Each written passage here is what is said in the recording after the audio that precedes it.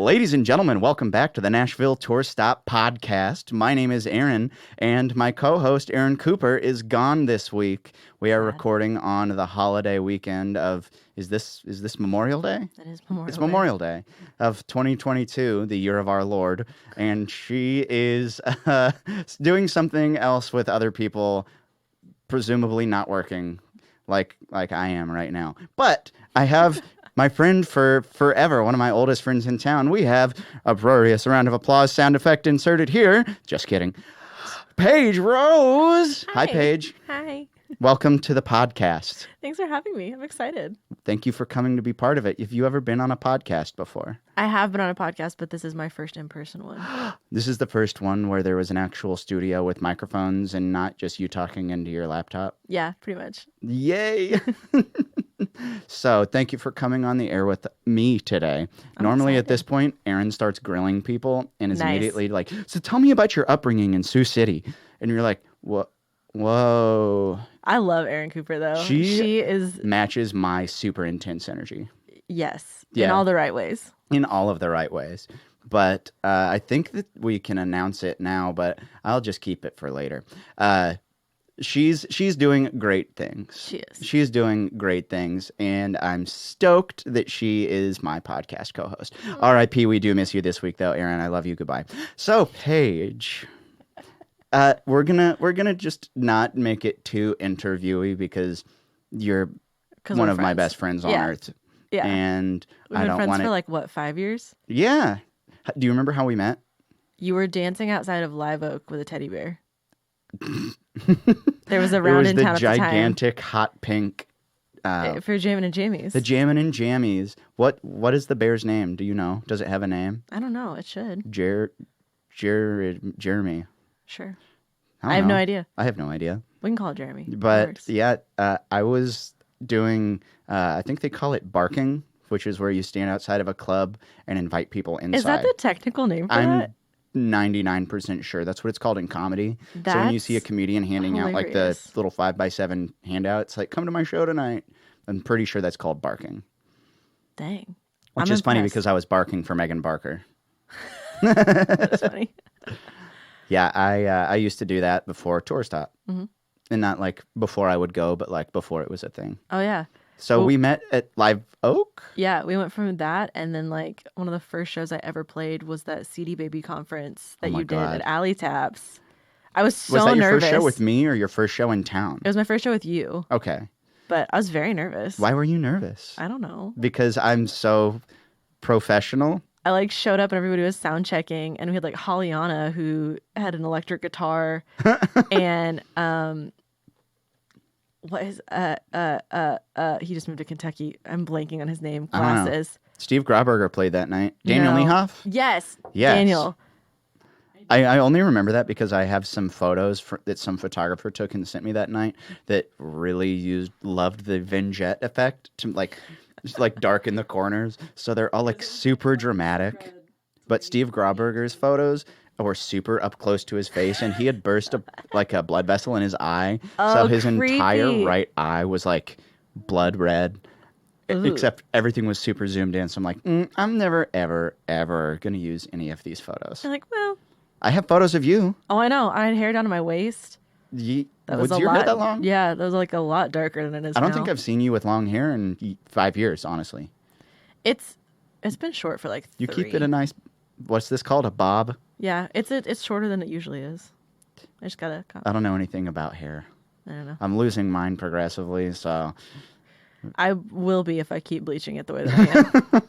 But... Yeah, it's like I think it's a Mike Birbiglia joke where he's like, my gut is fat and my hairline is fast, or something like that, where it's just and it's a close game. I kind of feel that. You're like, that's me. I get it. Yeah. So I know you super well, but you do know me super well. The listeners of our podcast, all of you, all over the earth, and yes, I do know that there are people listening out of the country. That's cool. What? Yes, I see you, Finland. But for the people who might not know who you are, what you do, will you give us a background into your life? Yeah. Start at the beginning. So my name is Paige Rose. That is my actual first and last name. I get asked that all the time. Not a stage name. It's not a stage name. It It's not my middle name. It is my first and last name. I'm originally from Sioux City, Iowa. I've lived in Nashville for like 5 years-ish, give or take. Been kind of just chasing the music thing most of my life. Literally from, I was a diva in diapers, you know what I mean? I used to make my... I've never heard that phrase before. A diva in diapers? I really was. Like, I used to make my family help me put on shows as a kid. And, like, my cousin would run sound. Like, I had this little karaoke toy that I would make him carry around.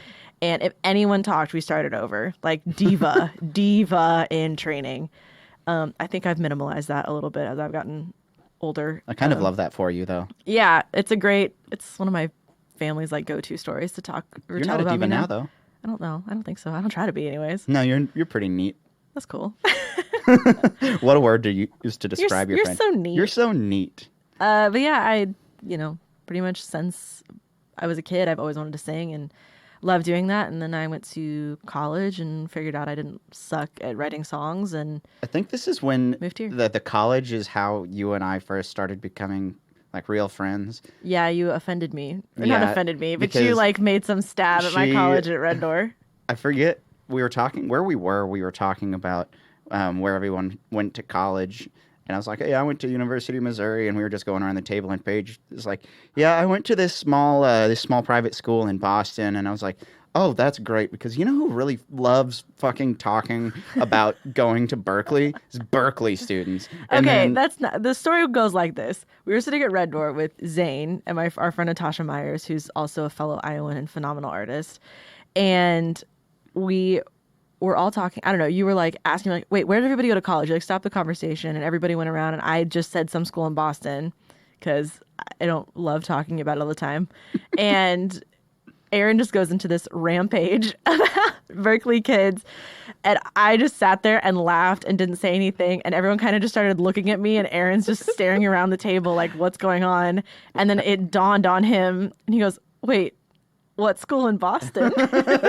I was like, oh crap, I have been eating my foot in front of my friends, ranting about my hatred of Berkeley to a Berkeley student. It was funny. I got a big kick out of it. But yeah, I feel like that was a bonding moment. That was like the first of many. And then honestly, the pandemic. That was, yeah. I think another bonding thing was right before the pandemic when we were doing tour stop in Columbia, Missouri, my hometown. Oh my gosh. And we had, I think it was Drea Gordon dropped out last minute because she had to work. And I was like, okay, who do I know? It was the day before you called me. Yeah, who do me. I know that can drop everything and drives 7.5 hours to play a writer's round for free? I was like, yeah, okay, let's do it. Let's go. And yeah, you drove up with our pal Aaron Clafton, and now we're friends. Yeah.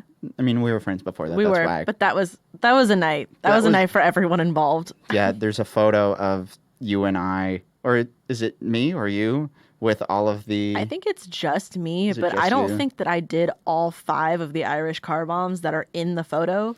I'm pretty sure you did 2, and I did 3. Either way, that story alone should tell you a majority of how the night went. That was not the first bar, but it was the last bar. It was the last bar. And honestly, I think that was for the best. Yeah, like, gosh. So we played that night at a place called East Side Tavern, and the show was fun. The show was great. Also, the venue didn't tell me that we were drinking for free there. Which kind of started the end of the chaos. Yeah, because, I mean... It's like going to a Golden Corral where you're like, all you can eat. It's not all you should eat. They're like free, what was it, Miller High Life? It was free Miller High Life and Fireball. Jack Daniels, I think, as well. Or Fireball. It was Fireball that we... And we finished all of it. Oh, my God. All of it. And then we went to the next bar. And then we came back because that bar turns into a karaoke bar afterwards. It did. And there's that footage of... Who was the guy, the short Asian guy that was singing with Zayn or something? Zayn was. I don't know. Somebody did Ignition at one point. That was Zayn. Yeah, that was Things Zayn. Like really got out of hand quickly. And Aaron Clafton was grinding on him. Nice. Yes, life on the road. We had fun. That was a fun night. So you have been in town for 5 years. I've known you for all of the time. I think pretty much. Yeah, I would say at least 4 of those 5 I have years. gotten to see you accomplish a lot of cool things, but I'm not going to talk about your accomplishments. Something I like to ask people is what's something that you've done in town that you're particularly proud of? Because there's a whole great big world of music out there that we do and the business we work in, and blah blah blah blah blah. blah. But making it, so to speak, is different to everyone, and success means something different to everyone. So what's that for you? I don't know. Honestly, and it's not even because it just... Under pressure. Yeah, it's not even because it just happened, but doing my release show all by myself and having... Tell us about that. The listeners don't know what you're talking about. So I had a release show, 2 weeks ago? For what? My record that just came out. Yeah, you did! And Aaron knows, and he can attest to this, it was a lot of stress and anxiety as I was putting it on. What? But it was something it was a task I really wanted to see if I could do alone. Like if I could do it with me as the headliner and not really affiliated with anything, and just wanted to see if I could do it. I don't know. Day of the show, I had a very different mentality of that. I was like, oh my God, who do I think I am? Why do I think I can do this? All that to be said, it ended up being a really great night, and that's to this day probably my biggest accomplishment, I would say, in town. That's cool. For sure. So this is that was a show promoting your new record. Tell us about your new record that just came out. I just put out a record. What's it? Is your first one ever? It's my first real Full record. Yeah. It's got 7 songs on it, so 6 on a bonus track because I couldn't pick. And what's it called? It's called Not All Girls. Yeah, it is. Aaron, actually, Tour Stop is kind of where that song got its legs in town. Yeah, buddy. I wrote the title track called Not All Girls Wear Pink in college. When you were at that small school in Boston. Uh-huh. And I was living... So Boston apartments are very interesting. Like, I don't know what you mean. None of them are really up to code. That sounds... And everyone just doesn't talk about it. And... one time I was living in my first apartment there, and I had gotten locked in the bathroom. The door handle fell off on my side. Oh. And I had to wait until my roommate got home. And finally, she let me out, and I was like, okay, I need to grab my toolbox. I need to fix this. And she goes, just ask the guy next door to do it. And I was like, that's stupid. I'm not doing that. And it took me a couple of hours, a YouTube video, and a call to my dad. But I did get it fixed. And thank God. I don't know. Were you trapped in there the whole time? No, not for 2 hours. I wasn't trapped in there very long, but... I mean, of all places you would have to be trapped, at least it's the bathroom. Yeah. There are alternatives that would not be as great. But, yeah, and so I don't know, I kind of got to thinking about it, and then I wrote that song, and then it kind of traveled here, and I started playing it at rounds at Nashville Tour Stop, and all of a sudden it became, the anthem for a little while. And my God, is it an anthem? That's the first song of yours I really fell in love with. Mm-hmm. Aw. And it made me, that was the first song. Honestly, it was the first night that the crowd sang it back to me at Belcourt during a Nashville Tour Stop show that I was like, maybe you're going to do okay here.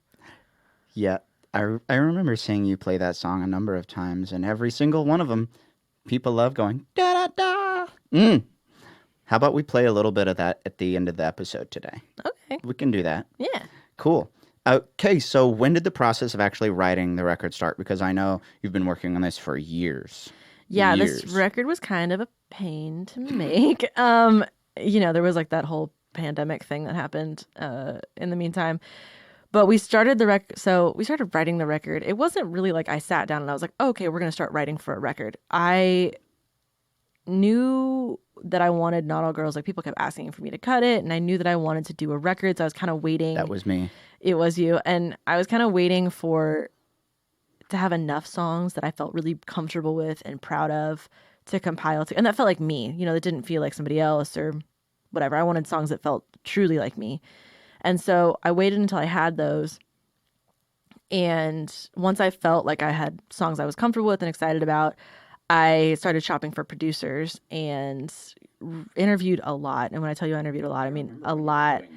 And I just couldn't find anybody that saw the vision that I saw or saw the thing that I wanted to make.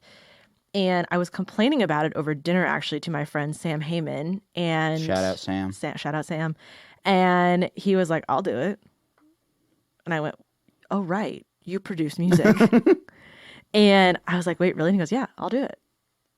And he's like, this is kind of what you want, right? And it was perfectly aligned with what I had in mind. And so he and I immediately started sitting down and having meetings. And February of 2020, we set up at Sound Emporium and started tracking baseline stuff. And we should all laugh at the fact now that my guitar player Connor and I were super sick and like taking Dayquil in between. And we both thought it was just a cold that was like, when you power through everything. And February 2020. Yeah. And the before times. The before times. And then 2 weeks after that, we had scheduled to cut vocals for the record, and it was kind of like March 12th, 13th, kind of when everything started to shut down. I think the last tour stop show was like the 13th or 15th. It was around then. It was the 15th, I think, because it was like a day or two before St. Patrick's Day. Yeah. The world shut down, right? Yeah. I was supposed to play. Yeah, that you night. were. Oh my God, we had the law firm booked to play that night. You were the first. Oh, you were the first person to get canceled because of COVID. Aw. So loving. Yeah, you were supposed to play the 8 o'clock or the 9 o'clock round that night. I love that you remember the time frame. That's so specific. Yeah, John Hollier. God, calling him by the right name sounds wrong. Fair. Yeah, Hollier was supposed to play 8:30 to 9 that night, and he texted me. He's like, "Hey, so yeah, no." He's like, "Hey, man," which is funny because I didn't even know who he was back then. Really? Yeah, and now we are friends. It's weird. It's weird to see all the friendships that have kind of cultivated out of the pandemic. But so we all thought it was going to happen. Like, I'll take a pause for 2 weeks. 2 weeks to flatten the curve. And it was about when I was packing up my car to do my first drive to Minnesota and decide that I was going to stay there for the next question mark amount of time, that I was like, we should probably figure out how we're going to do this remote. And so Sam started flying in guitar parts, and we were, outsourcing players, and it ended up working out. But we made this record pretty much entirely apart after the baseline stuff, which is wild to think about now. So none of it was tracked like live in the same room together? The baseline stuff was. So the stuff before. Yeah, so bass, drums, guitar, like the meat and potatoes what of was it that really process was. like with it all being remote? Because I know, like myself, I'm kind of a what's there? I'm God, and when I'm recording something, I want to have a hand in everything. What was it like to not have that control? Yeah, I'm also a little control freaky.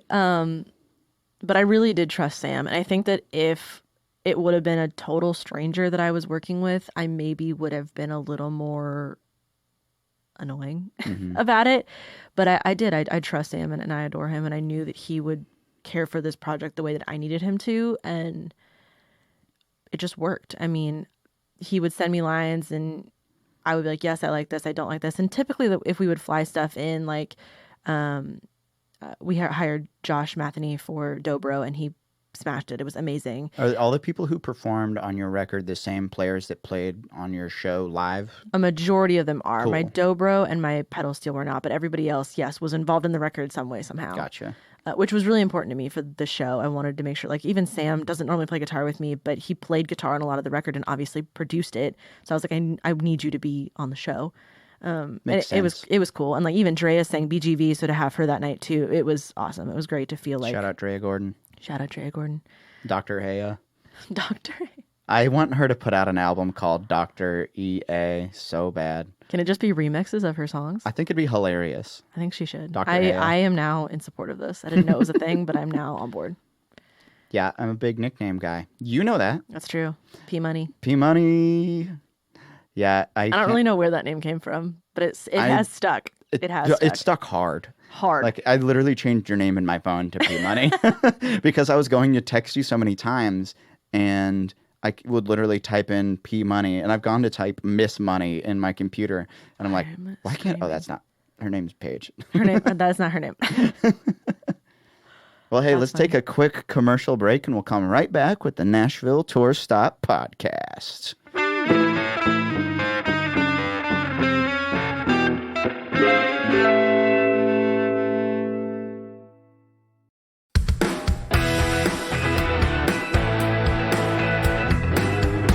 And we're back with the Nashville Tour Stop podcast. Normally, Aaron Cooper welcomes us back, but like I ranted on earlier, she's gone today. And across from me is my pal, Miss Money, P Money, a.k.a. Paige Rose. Nice. Hello again, Paige Rose. Hi. Thank you for listening to the podcast, not you. I looked you right in the eyes. You did. Thank you for being here. You're welcome. I will probably also listen to So this. it's though. super fun getting to do this with someone who actually understands that my personality is a little more not serious. Do you bring like people in that don't know you very well? I feel like a lot of people don't know that I am just a funny, jolly, happy fella. Oh no, A neat- you're very funny. I am a neat guy. A neat throwback to when we said that. Yeah, next time I 30 ask you to minutes set ago, me up 20 with minutes one of ago. your friends, just tell them he's a neat guy. He's a neat guy with a good sense of humor. He's a neat guy, period, T. That's it. That's all I'm gonna give him. Neat. So we've been talking about Not All Girls, the new EP. What was the actual release date of that? May 11th. 11th, May 11th, Yes. 2022, the year of our Lord. Right. And so there's 7 songs on there. I know all of them, but can you tell us? So did Not All Girls, the song, predate all the rest? Is that the oldest one on there? Yes, that is the oldest one on there. Okay, so what was the last minute addition? Boyfriends. Boyfriends. That song's a banger. Why would you have left that one off? I had a different one in its place. Which one was in its place? A song that I'm not even planning on cutting anymore. But at the time, I thought I was heading in a very country direction. You are not. And now a I was super, like, super country. I country now want to person. be more rock country, so that is kind of more where the road took me. But back then, there was a song called "Trouble with Texas" that was on the lineup, and Aaron's like, I don't even know what that song is. I think I played it out. It was fairly new, also. That was one of yours? Yep. Gosh, I don't know that one. But then we had written Boyfriends, the law firm did, and More on that in a second. yeah, and then I don't know. I was sitting in Sam's closet, and we were like going over. In his closet? Yeah, it's where his studio was at the time. Oh. And It's like, no, you're just hanging out with his yeah, we're coats. just chilling. Yeah, we were sitting in his closet, and I remember sitting there, and we were doing like the rough track tapes that everybody would record over, and I just felt so on the fence about Trouble with Texas, and I was like, we wrote this one like 2 weeks ago. I really think it should be in there. And he was like, I mean, we can track it and just see what you feel in a couple weeks. And I just said, no, we're doing it. And I made a very impulsive decision to do it. And it is probably, I don't know. I feel like every song on the record is my favorite, but it's definitely It's one of my favorites. out there. Yeah. You texted me the other day about that. Yeah, I did. I woke up with Boyfriend stuck in my head. Tough. Yeah. It was, listen, we all love a true story. So you wrote that with the law firm. I did. Tell our listeners who the law firm is and why it is called that. The law firm is basically a knockoff of the Love Junkies. And if you don't know who those are, the Love Junkies are 3 songwriters. I think it's Lori McKenna. Oh my God, I'm going to butcher everybody that's in it now. But it's 3 songwriters in town that all write together, and they just they became a squad. And Nicole Miller, Natasha Myers, and I kind of happenstance started to write a lot. And we actually Can't Win a Breakup was the first song we ever wrote together. That's also on the record. Banger. And then we decided to do a breakfast and bops thing one day. And so we all went over to Natasha's house at like 9 or 10 o'clock in the morning. And for musicians, that's very early. And wrote Boyfriends was actually the first song of the day that we wrote. And we all made breakfast and wrote something else. And Nicole, while we were cooking breakfast, realized we always, whenever you write a song, we'll just put the title and then the writers behind it, usually just their last names. And we had Miller, Myers, Rose up on the title line. And Nicole just laughed and she goes, we kind of sound like a law firm. And some of it, we had just like made a joke about it later and somehow it stuck. It's stuck. I had you guys build on that poster you were supposed to play As the law firm. Yeah. It's R.I.P. It's crazy. Yeah. So we just did that. And then we ended up writing 4 songs that day. So we started with Boyfriends and then we wrote 4 songs. We wrote 4 songs that day. We wrote Boyfriends and then cooked breakfast and wrote the song called Forgot to Stop. And then wrote this song called Honesty Hour and ended with a song called Triggers. I know And Triggers. yeah, Triggers, hint, hint, wink, wink, nudge, nudge, you will hear later in life. Is that a song about a relationship? Yeah. Who'da- It's about the same one Boyfriends is about. So if that tells us anything, is that was a very heated time of your life. Can we say toxic? So It's fine. how He many doesn't- songs has the law firm written? Do you have any idea? Dozens? Yeah, I don't even know anymore. I feel like there's been a few that are out in the world. Natasha's cut a couple. Where does she live now? She used to live here in Tennessee, but she moved. She moved back to Iowa. So all three of us are from Iowa. And Natasha. I didn't know that. Yeah. And now Natasha travels in. So she comes in like every 6 to 8 weeks, give or take. Does she bring retro? No. Dang. I know. I Retro miss is her dog. Smush. He's my little Smush. I miss him so much. My little god dog. I adore him. He's a cutie. He is a cutie. But yeah, she travels in and basically does a lot of, like, I still write with her. I have a write with her next week, and we just write over Zoom all the time. The pandemic's kind of shifted that, so you don't have to be in Nashville necessarily. That's to true. do it. I remember doing a lot of like Zoom writes, and Yeah. I didn't like them. I've grown to like them for a Really? different reason. They're just a very different, It's a different experience. it's a different experience. Honestly, I'm a little more focused. My Are you ADD, really? Yeah, my ADD brain in person, sometimes I get on side tangents. I and have to can't- be in a room with somebody to make that happen. I can't let myself have like, all right, so here's the video chat window, and next to it is the song document, and then right below it is my text messages. You're like, Nope. I can't remove myself, or I have to remove myself. That's why we have an office for Tour Stop, is because I could no longer stand to sit and book shows oh yeah. on my couch. My day job desk is literally at the foot of my bed. So what is your day job? I do marketing technically for a tech company, but I always say Plato's Closet. That's a lot more attainable. So I oversee like the 3 greater Nashville area stores and do all the marketing for them. So I don't know what company that is. You don't have to say it if you don't It's a want thrift to. store. I mean, more or less. Oh, I do know what it is. Never mind. I remember. Yeah, it's like cash for clothes. So we buy and sell clothes. It's like the whole thing. Not Goodwill. Not Goodwill. You get cash for clothes that you bring in, like trendy styles, and then I don't have resell any them. clothes I could sell. That's not true. I think you could probably sell what you're wearing. I think if I brought someone, okay, my shirt I could sell. This is a nice Buck Mason tee. I got this shirt. What is your shirt? I have Make your no luck. idea. I bought it in the men's section at Plato's. It's just Do you a shop there a t-shirt. lot? Oh yeah. I never would have known. See? Which is proof that you can you can buy Plato's Closet clothes. Man, that was a mouthful. I pretty much like 80% of my wardrobe is from Plato's now. You dress so comfortably all the time. I envy you.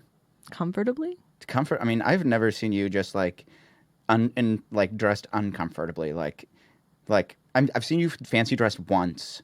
Oh, I don't really do dresses. I don't, but I was like, I don't really look like I don't like wear, I don't wear sweatpants You're pretty much out. just like jeans and a tee, just like me. I'm always in jeans and Maybe that's jeans why and a we're cut up such good t-shirt friends. of some kind. Because honestly, if we traded clothes, it might not fit, but people would be like, nah, it looks like something she'd wear. On it, yeah. Converse. I'd probably skinny just like jeans, tuck it and into blue tuck it t-shirt. into a crop top and like roll up the sleeves. Ooh, I'll crop mine. There you go. How's that? Does that look good? Fashion forward. What the listeners can't see is that I pulled my shirt up and it's exposing my gut.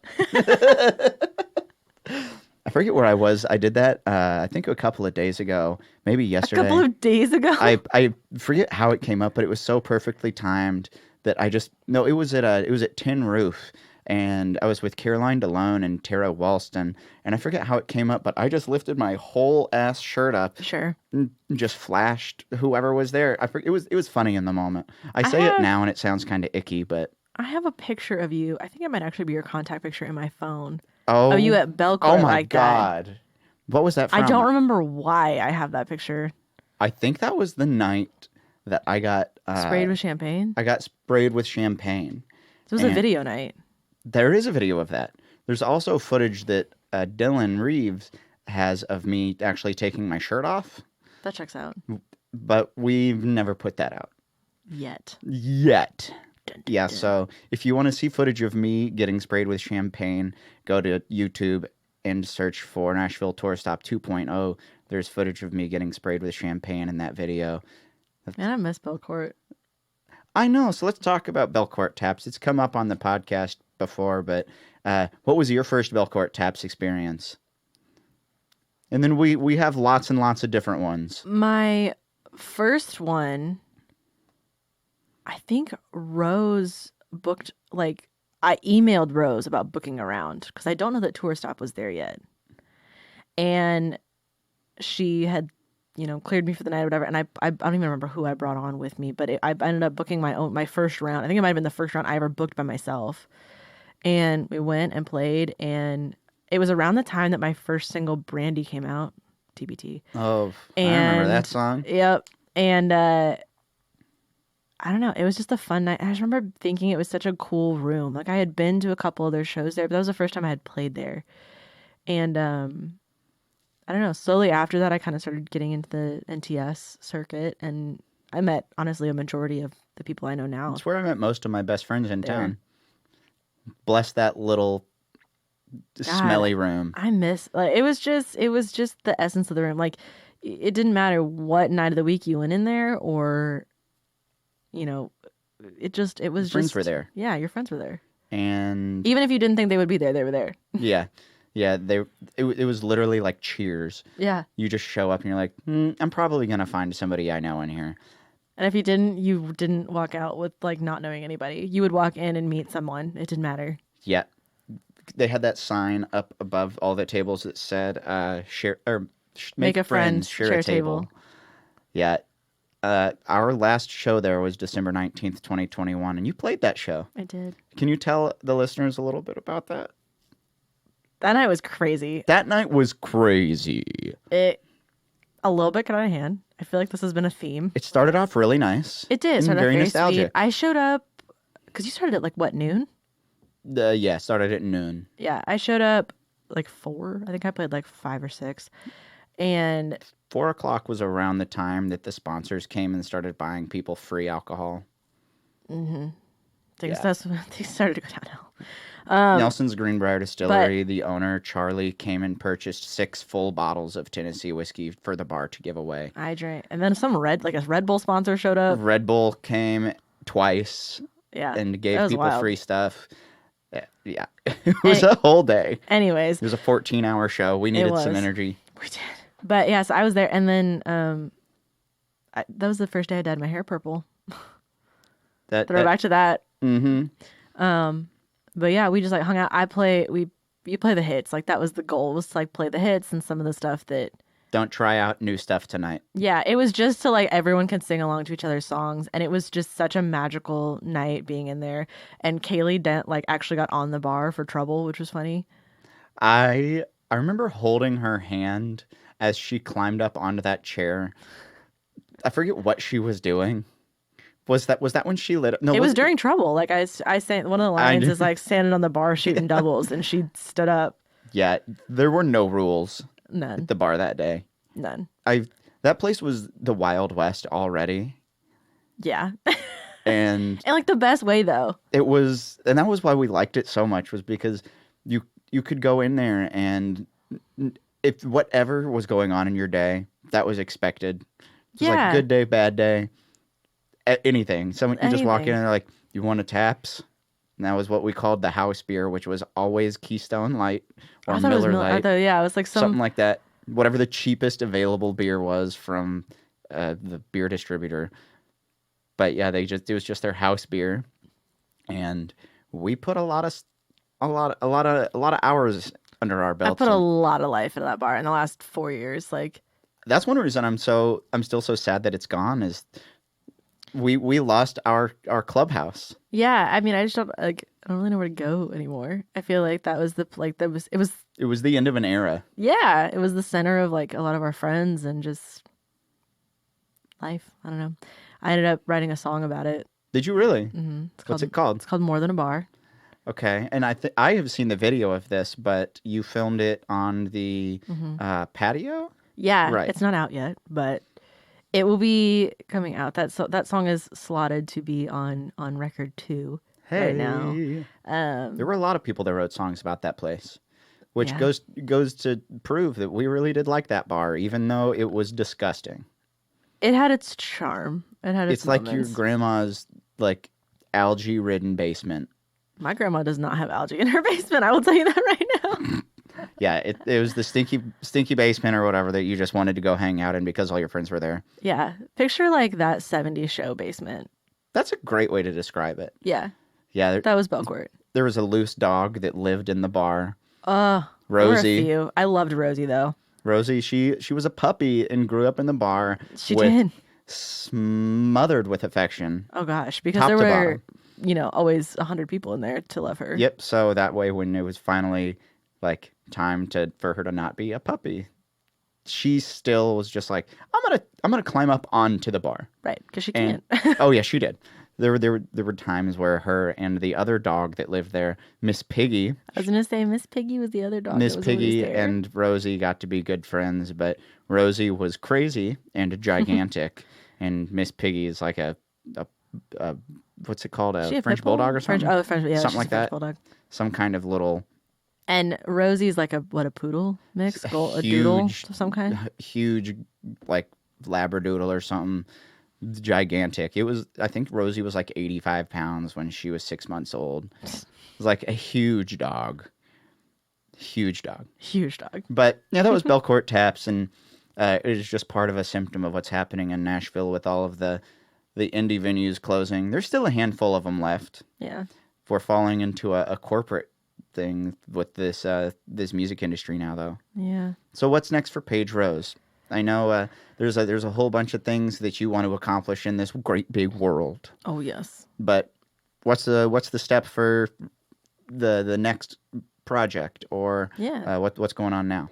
Currently, we're gonna live in the record for a little bit and let that breathe and sit. And Go stream Not All Girls. we're gonna do some road dates this summer, which I'm excited about. I've never traveled with a band or anything like that, so that'll be a fun new thing to check off the checklist.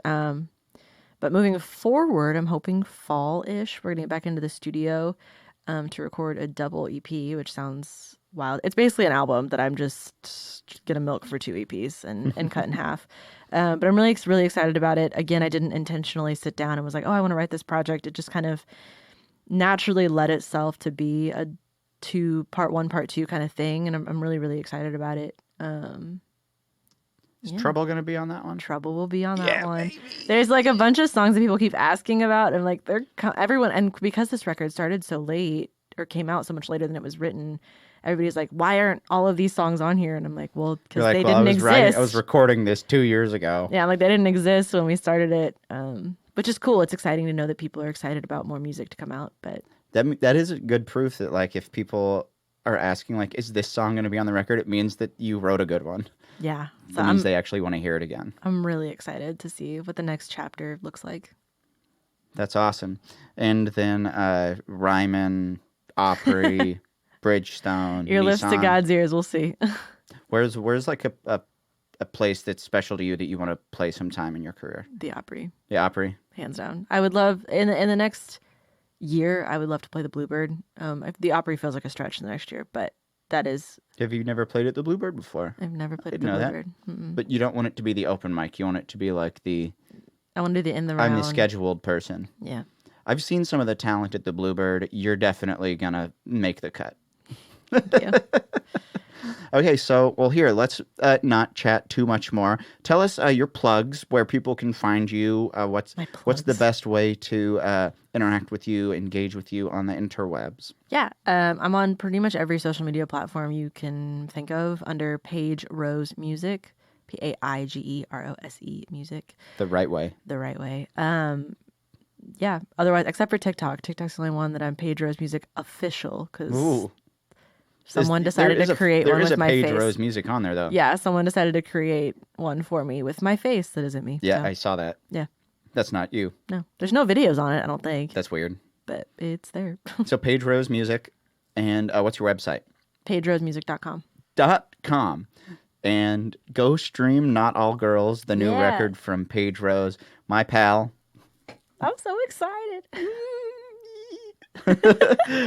But go stream Not All Girls, listen to Boyfriends, and listen to the whole thing. Put it on repeat. Yeah. If you stream it 1,000 times, Paige will get $1.50 or so. $2-3 maybe. If you stream every song 1,000 times, yeah. 7,000 streams. That'll probably get you $10 maybe. Yeah.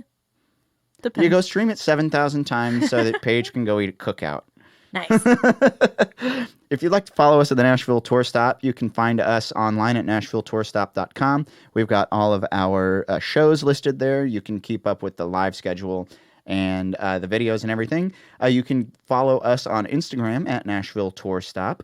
and on TikTok at Nashville Tour Stop. And we just crossed 1,000 followers, so I can finally go live. Heck yeah. Applause sound effect. Honestly, the Nashville Tour Stop TikTok cracks me up. I'm glad. The trends that you guys do are very funny. We do some of the goofy, dumb stuff. It's I get a kick out of it. Yep. That's kind of my brand. Goofy and dumb. I'm into it. I'm here for it. Yeah, my goofy, dumb songs are bleeding into my professional life. There are worse things that I think could happen. That's true. People like goofy and dumb. Yeah. That's why Yeehaw Motherfucker has been a huge part of my business now. I own a t-shirt that says that. Yeah, I have it framed in the office. You do? I do. Well, please, while you are going to follow us online, remember to give us a 5-star review on your podcast platform. It really helps us. But more than anything, just tell your friends. Send an episode. Send this to your mom or, I don't know, your grandma. I'm going to send it to Gail. Gail, listen. How did we not even talk about that? I don't know. So me and Paige and a couple of our other friends have a group chat called Gail's Fan Club. Apparently my mom has become the spokesperson of my friend group, which I think is hilarious. We love Gail. We all love Gail. And not ABCDEFU Gail. We do love that Gail. We also do love that Gail. But we're talking about GAIL. Mama right? Gail. Yeah. Mama Gail. Mama Rose? Mama Rose. Mama Rose. Well, this is going to be the end of the podcast today, coming from Gail's Fan Club, nice. Paige Rose and Aaron Schilb. We'll be back next week with Aaron Cooper. And please, while you are doing all of those things, do remember that all roads lead right here to the Nashville Tour Stop. Yeehaw, motherfucker!